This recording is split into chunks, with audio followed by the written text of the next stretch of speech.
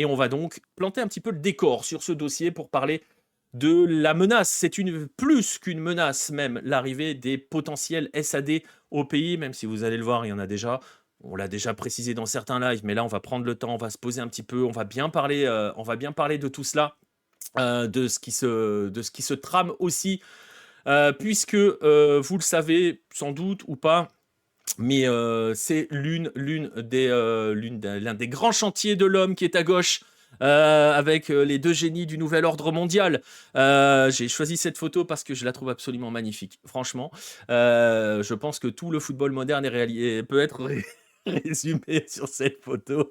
Bref, Javier Milei, le président de la nation argentine. On va revenir un petit peu sur cette histoire parce que le dossier du jour qu'on débute véritablement mi-août. On le sait, hein, le président Milei que vous voyez sur cette image. Euh, Kylian Sakura qui me dit salut, j'arrive sur Infantino, au secours. Je suis désolé, j'ai pas prévenu, hein, c'est vrai que j'ai pas prévenu, j'ai pas mis le petit logo interdit au moins de 18. J'ai pas fait ouais, j'aurais dû prévenir. C'est vrai que ça peut faire bizarre. Bref, t'inquiète pas, il va pas rester. Je vais le laisser un petit peu quand même parce qu'il m'amuse. Cette photo m'amuse beaucoup. Bref, Javier Milei est le grand défenseur des SAD. Et en août dernier, il a promulgué un décret. Je vous montre le décret, mais vous allez rien pouvoir lire. Et de toute façon, c'est pas le plus important. Un décret qui vise à permettre justement leur arrivée dans le football local. Et il donne aux instances, ça c'était pas mi-août, c'était en décembre dernier, il donne aux instances un an. À toutes les fédérations sportives, parce qu'on va parler de football, mais ça peut concerner toutes les associations, enfin toutes les fédérations, ça concerne toutes les fédérations sportives. Il leur donne un an aux fédérations pour modifier leur statut et afin de faire en sorte que les SAD puissent arriver. Alors, avant de continuer, que sont les SAD parce que je vais beaucoup utiliser cet acronyme. Je le disais tout à l'heure, c'est un acronyme pour Sociedad Anónimas Deportivas, donc des sociétés anonymes sportives, concrètement des entreprises privées qui peuvent être gérées par des capitaux étrangers, par des propriétaires étrangers. En gros, c'est un club de foot tel que nous le connaissons, nous, en France, par exemple, ou qu'on en connaît beaucoup en Europe, concrètement, c'est-à-dire que votre club peut appartenir à n'importe qui, concrètement, parce que c'est une entreprise privée. Donc ça, c'est l'idée qui est cachée derrière ça. Et donc, il a donné, à partir de ce décret, il a donné un an aux différentes fédérations sportives. Je vous préviens, je remets Infantino. Il a donné un an aux différentes associations pour mettre en place cela. Un an, ce décret date du 20 décembre 2023. Donc voilà. On va revenir sur l'importance des SAD dans un instant parce que vous allez voir que ça a d'autres conséquences en Argentine. Donc les fédérations ont un an et depuis Javier Milei passe son temps à mettre une pression monumentale contre une fédération parce que pour le coup, non pas que le foot, Rodolphe, toutes les fédés sportives sont concernées, mais on sait que ça s'adresse essentiellement au football. Il met une énorme, parce que surtout que Milei, lui, met une énorme pression sur la fédération argentine parce que pour le coup, aussi nombreux soient-ils, la fédération argentine est vent debout contre les SAD, à quelques exceptions, je vais vous les donner dans un instant. Et par exemple, au début du mois, au début de ce mois d'octobre, il y a eu un juge qui a été saisi par la fédération qui a confirmé justement la suspension de ces lois et de ces décrets.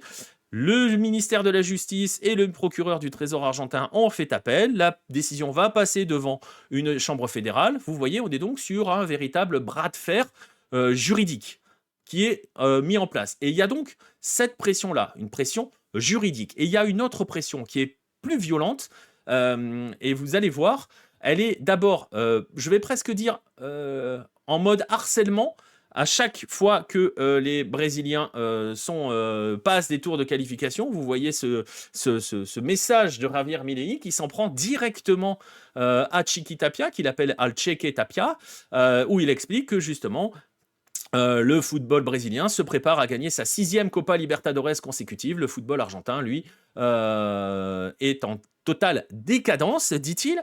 Ça va plus loin puisque dès le mois de décembre, au moment de la promulgation de ce décret, Patricia Bullrich, qui est ministre de l'Intérieur, avait déclaré qu'elle était triste que les SAD ne puissent pas être encore en place en Argentine, et tranquillement, à la télé, avait dit que parce que Chelsea voulait racheter 6 clubs. Bon, et elle rajoutait, malheureusement, ils ne veulent pas d'Independiente.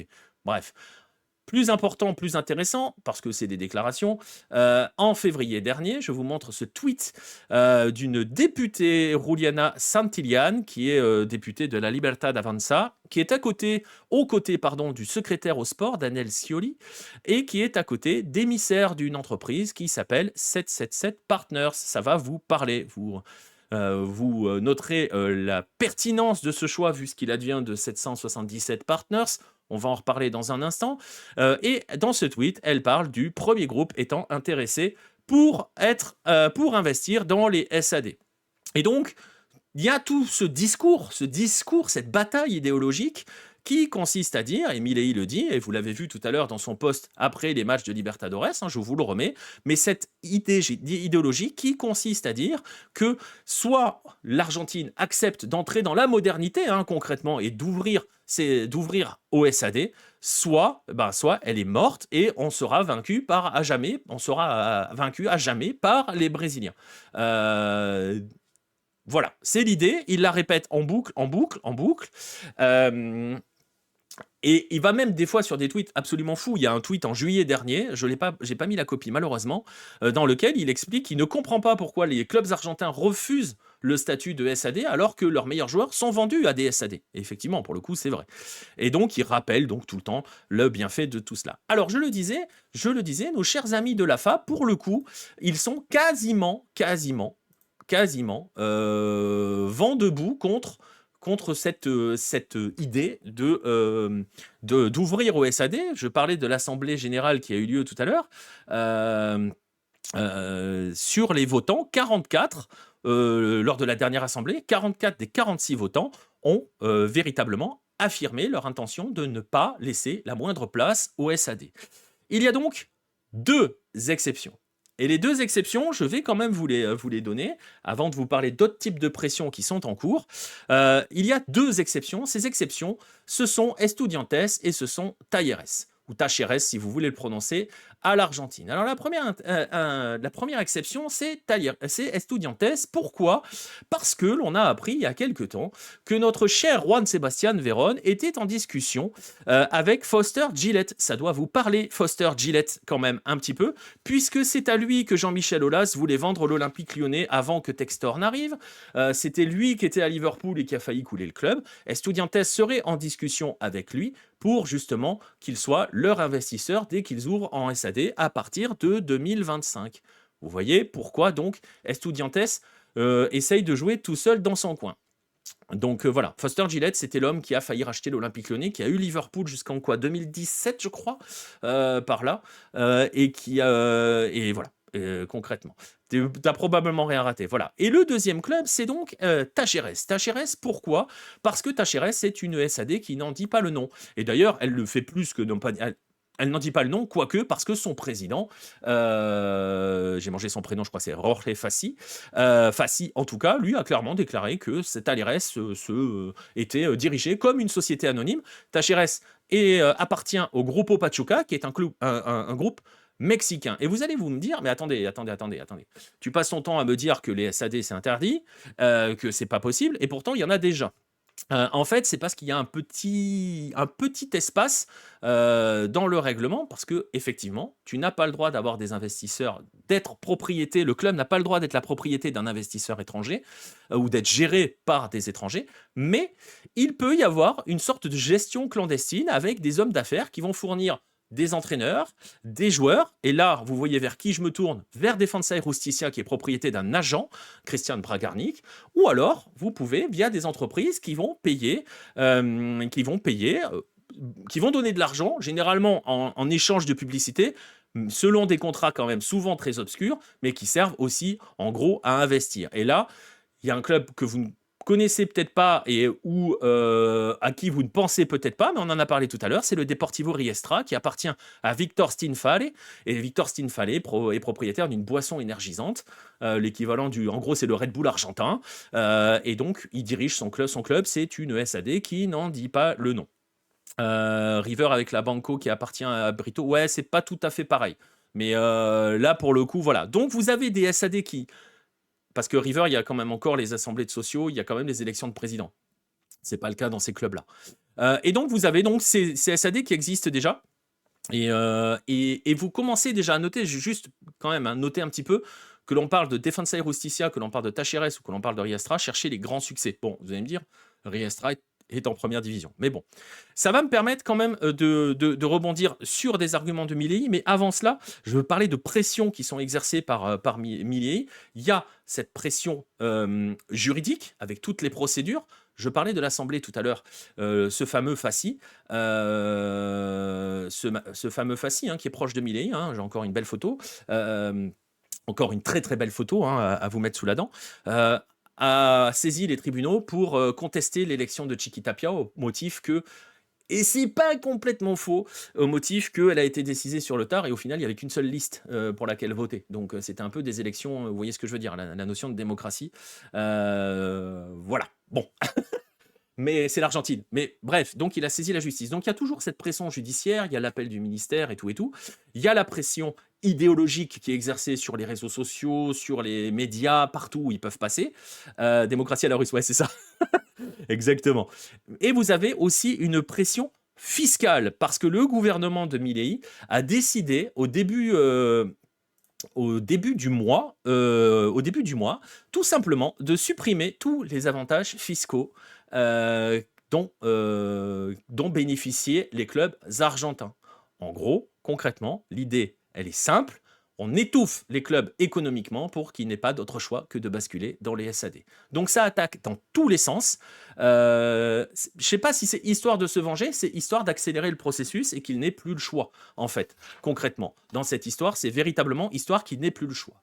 Et donc, voilà. Il y a cette guerre, c'est une véritable guerre, et je vais essayer de vous expliquer pourquoi cette guerre est importante. Il est important que les Argentins et que les clubs argentins parviennent à y résister, parviennent un petit peu à empêcher tout cela. Ils n'ont plus le choix quasiment. Ça devient de plus en plus compliqué pour bon nombre de clubs. Mais pour l'instant, ça résiste. Je le disais, dernière assemblée, 44 sur 46 ont voté pour. Alors, parmi les arguments de Milei et sa bande, ils nous disent voilà, les SAD, ça existe en Europe, effectivement, c'est des SAD, chez nous, c'est que des sociétés sportives, etc., etc. Et il se dit, pourquoi ne pas le faire en Argentine pourquoi pas, quoi. Pourquoi pas? Ça marche en Europe, pourquoi ça marcherait pas en Amérique du Sud? Alors, j'ai envie de lui répondre, l'Argentine, l'Amérique du Sud, c'est différent, mais une fois que je dis ça, je dis rien. Alors, on va commencer par regarder les pays où il y a des SAD. Et là, on va tourner nos regards forcément vers l'un des pays où ça se développe le plus en ce moment, ce sont les Brésiliens. Alors les SAD brésiliennes, vous voyez, sont un autre nom, ce sont des SAF, des SAF, Sociedad Anónima do Futebol. Elles ont été ouvertes, autorisées à arriver au pays en 2021. C'est très récent, les SAD. Donc 2021, gardez bien ce chiffre, cette date en tête, à une époque où le Brésil régnait déjà sur la Libertadores, sur la Sudamericana. Voilà, je rappelle que Flamengo décroche la Libertadores en 2019, que Palmeiras la gagne en 2020 en finale face à Santos et la rejoue en 2021. Donc vous voyez, on est déjà sur une domination brésilienne sur le continent. Donc on peut déjà commencer à se dire que c'est pas parce qu'ils sont passés avec le statut de SAF, que les Brésiliens sont devenus puissants. Depuis... Et en gros, aujourd'hui, il y a 11 clubs qui sont des SAF au Brésil, Division 1 et Division 2 confondus. Cuiabá, Botafogo de Sao Paulo, Coritiba, Bahia, América et Atlético Mineiro, Vasco, Cruzeiro, Novo Horizontino et Fortaleza. Et forcément, bien sûr, le Botafogo de John Textor. Je le mets en photo. J'ai décidé de vous faire une galerie de portraits de personnages attachants. Vous l'avez deviné si vous avez les images. Bref, parmi ces 11 clubs, il y en a 3 qui appartiennent à des groupes étrangers. Bahia, Vasco et Botafogo. On va revenir sur Vasco dans un instant. Bahia appartient au Citigroup, Botafogo à Eagle avec John Textor. Certains qui sont déjà avec des statuts de SAF n'ont pas trouvé d'investisseurs. Donc, ils sont encore sur un espèce d'entre-deux. C'est l'América, Minero, Novo Horizontino et Fortaleza. Et on en a deux autres qui fonctionnent plus comme des clubs entreprises. Je ne vais pas essayer de vous faire trop la distinction parce qu'on va se compliquer. Et j'ai pas envie que ça soit trop compliqué. Cuiabá et Botafogo, Sao Paulo. Et il y en a un qui... D'ailleurs, Fortaleza est plus sur un modèle à l'allemande, c'est-à-dire avec le 50+1 en gardant la puissance pour l'association. Une très très belle galerie de photos, je suis complètement d'accord, Rodolphe. Bref, dans la liste des clubs que je vous ai donnés, aucun n'a gagné la Libertadores ou la Sudamericana. Ça peut arriver cette année puisqu'on a une finale potentielle entre Botafogo et l'Atlético Mineiro. Donc, il a un monde dans lequel ça va enfin arriver. Et là, on peut imaginer tout de suite le tweet de Javier Milei. Je vous laisse imaginer ce qu'il va tweeter à ce moment-là. Donc, juste une précision, Palmeiras et Flamengo ne sont pas des SAF, très clairement, ne sont pas l'équivalent des SAD. Et pour aller même plus loin, Flamengo, il y a quelque temps, a mis en place une modification de ses statuts qui va rendre la transformation en SAF encore plus compliquée. Ce qui peut vous dire à quel point Flamengo a vraiment envie de basculer dans ce monde-là où, on va le dire autrement, on a vraiment besoin, comme dirait notre cher Javier Milei. Et surtout, ce qu'il faut garder à l'esprit, c'est que bon nombre d'entre elles, concrètement, ne fonctionnent pas. Alors, on va faire la bise, on va le remettre, parce que j'aime bien cette galerie de portraits. On va faire la bise au Botafogo de John Textor. Alors, oui, ils sont aux portes de la finale de Libertadores. Oui, ils sont toujours leaders du championnat du Brésil à l'heure actuelle. Mais en 2023, ils ont perdu plus de 20 millions de dollars américains et ils vivent à crédit puisqu'ils ont contracté un crédit auprès de fonds de près de 68 millions d'euros. On va faire la bise également au Cruzeiro, à l'époque racheté par par Ronaldo, par R9. Ça n'a pas fonctionné du tout sur le plan sportif. Par contre, ça a très bien fonctionné pour le Phénoméno, qui l'a revendu en s'en mettant un petit peu dans la poche au passage. Ça va un peu mieux pour Cruzeiro maintenant. On va faire la bise aussi à Coritiba et on va faire aussi et surtout la bise à Vasco, propriété de ce fameux 777 Partners, qui est aujourd'hui, depuis la faillite de cette entreprise, sous contrôle d'une compagnie d'assurance qui juste cherche à vendre le club. Ça vous explique aussi pourquoi on commence à entendre qu'ils ont envie de se débarrasser de Payet, etc., etc. Il y a d'autres choses, j'en parlais dans un live l'autre soir, mais vous voyez que c'est pas aussi simple que ça. Bref, j'entre pas trop dans le détail parce que j'ai pas envie de compliquer, j'ai pas envie de faire trop de digressions qui vont faire qu'on va s'y perdre. Ce qu'il faut retenir avec tout cela, c'est que les résultats actuels du football brésilien ne sont pas liés à la présence de SAF, donc de SAD, contrairement à ce que dit Javier Milei.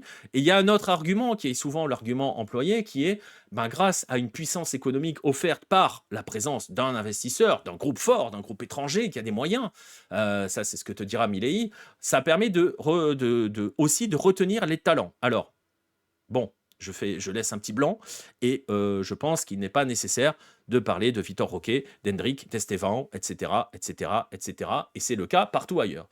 Ça, c'est le cas du Brésil.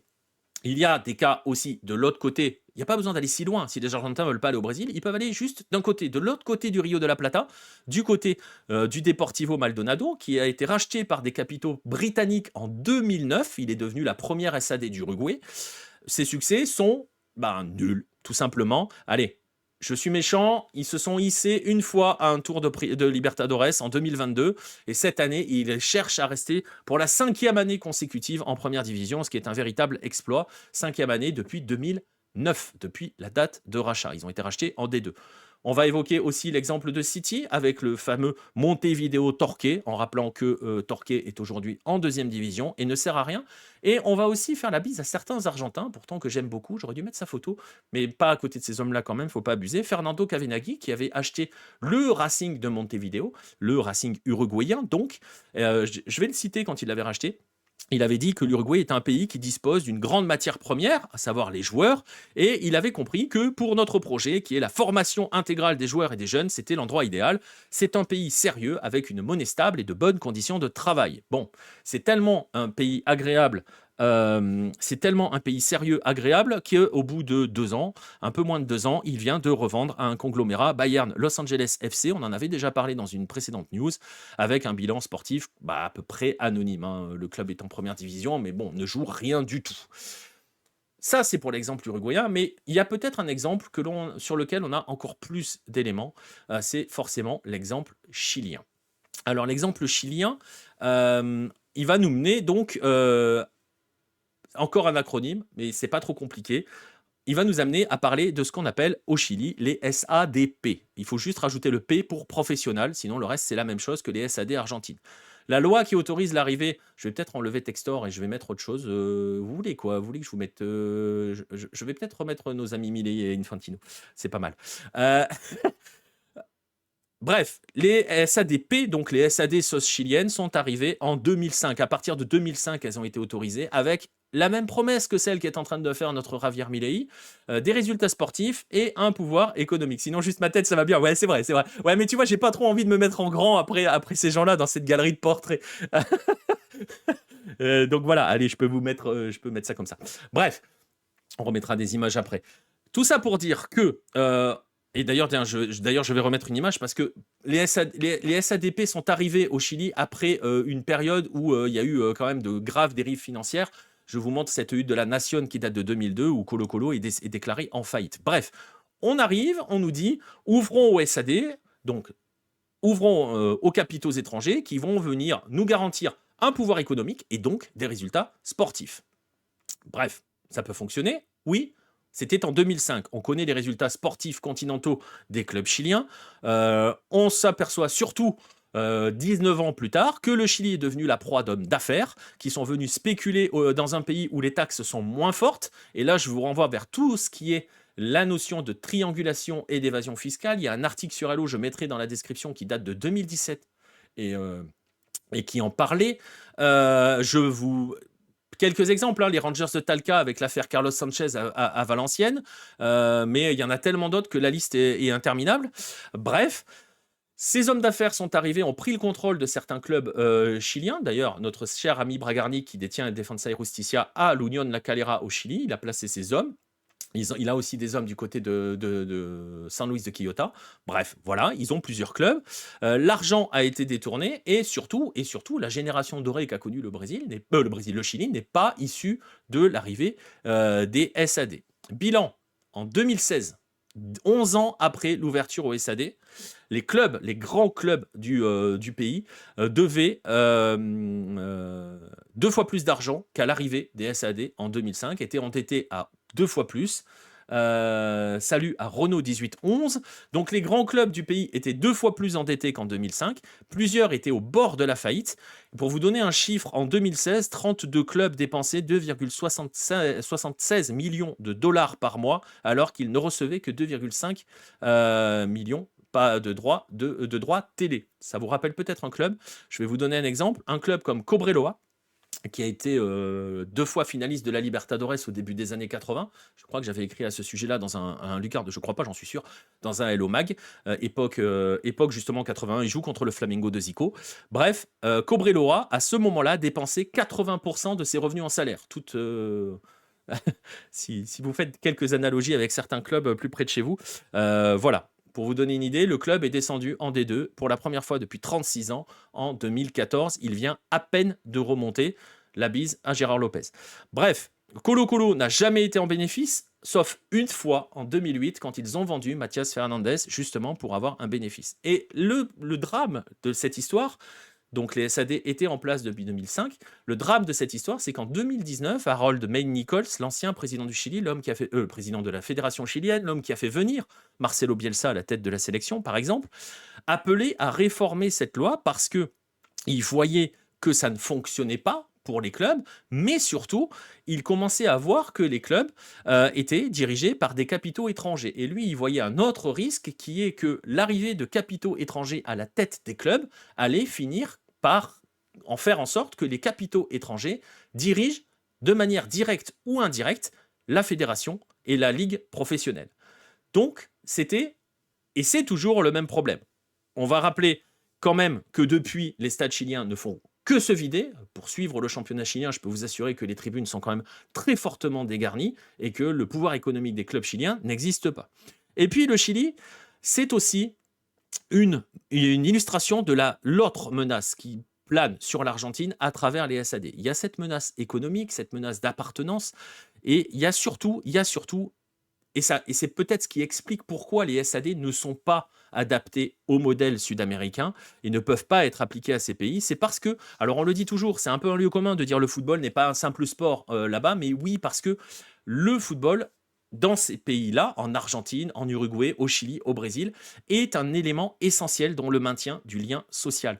Les clubs en Argentine sont des associations. Et ça a son importance. Elles jouent un rôle d'association de quartier. Je vous renvoie par exemple au premier magazine de Lucarno Posé en 2017 où j'avais interviewé Omar da Fonseca. Omar da Fonseca me raconte dans cette interview me raconte, je vais changer d'image, me raconte à cette période-là que lui, dans son enfance, il passait son temps au centre de vacances, au centre aéré, entre guillemets, de Vélez. Et donc, voilà. Et le club jouait ce rôle-là. On sait que certains clubs fournissent une assistance médicale à certains sociaux, permettent d'aider à l'éducation des jeunes. Donc, il y a un véritable rôle social au sein de la communauté qui est souvent le quartier, parce que les clubs sont aussi à la base, à l'origine, des clubs de quartier, donc ils ont ce rôle-là. Et ce rôle est très important et a été important au Chili. On en a parlé dans un podcast en 2019. Oui, c'est important pour la vie de quartier et même plus que cela, ça a une fonction parfois politique. On avait fait un podcast à l'époque en 2019 après les mouvements sociaux qu'il y avait eu au Chili. Et on avait montré à quel point certains clubs avaient joué un rôle central. Alors vous allez me dire, ouais, mais en 2019, il y a les SAD. Oui, mais au Chili, il y a la SAD qui gère le football professionnel, mais on n'a pas complètement fait sauter l'association. Au Chili, l'association s'appelle Corporación. C'est ce qu'il reste, c'est l'héritage de ce côté association de quartier. Donc chaque club a sa partie corporation qui n'a juste pas son mot à dire sur ce qui se passe à l'échelon professionnel. Mais par contre, en 2019, par exemple, la corporation, le club social du Deportivo Colo-Colo, donc l'association, avait mis en place des sortes d'assemblées participatives durant les événements sociaux de la crise de 2019 pour que les gens puissent venir débattre et émettre des doléances pour le Chili. Le but, en gros, c'était de préparer le terrain à une sorte d'assemblée constituante que les manifestants voulaient, mais que le gouvernement, à l'époque, faisait semblant de ne pas entendre ou ni envisager. Et donc, le club, ça reste un monde culturel, ça reste une organisation de quartier et une organisation citoyenne aussi qui organise ce type d'assemblée participative, qui organise l'éducation politique et la défense du quartier. Et donc, ça peut, les SAD, si elles venaient à se substituer aux associations, n'auraient plus ce but-là, puisqu'elles auraient un but uniquement lucratif. Une association n'est pas et très souvent à but non lucratif. C'est bizarre de dire ça à l'échelle du football, mais c'est le cas. Et donc, vous le voyez. Et il y a un autre exemple que l'on avait cité quand on avait fait un podcast sur les... je ne sais plus si c'est un podcast ou si sur un article, mais je mettrai les liens, de toute façon, je les retrouverai d'ici là. Sur les SADP au Chili, c'était un podcast, il me semble. Le Deportes Concepción, qui était devenu une SADP en 2008 et qui a, en 7 ans, a disparu totalement du paysage footballistique chilien. C'était un club historique, alors pas un grand club qui gagnait des titres ou des choses comme ça, mais c'était un club du paysage footballistique chilien. Il est passé SAD en 2008. En 2015, il disparaissait totalement du paysage. Il disparaissait du football, du football professionnel chilien. Et il a été repris en main par des sociaux qui ont fait une sorte de SADP sous actionnariat populaire, qui pourrait être une solution finalement, et qui surtout, la première chose qu'ils ont fait, ils ont renoué avec le rôle social. Ils ont organisé des trucs tout simples, des ateliers pour les enfants, des sorties pour les enfants aussi, toutes les activités de quartier, les activités que les clubs, qui sont des associations, mènent, voilà, tout simplement, mènent. Bizarrement, ils ont été repris donc par ces sociaux-là, le club est redevenu professionnel en 4 ans. Voilà. Tout ça pour dire que, malheureusement pour Milei, il y a un modèle qui a l'air de plus ou moins fonctionner et mieux que l'autre. Et c'est donc tout cela aussi qui est en jeu. C'est-à-dire que bien au-delà d'entreprises qui gèrent des professionnels, bien au-delà des manœuvres obscures, des requins avides d'argent, les clubs sont avant tout, dans ces pays-là, des centres sociaux.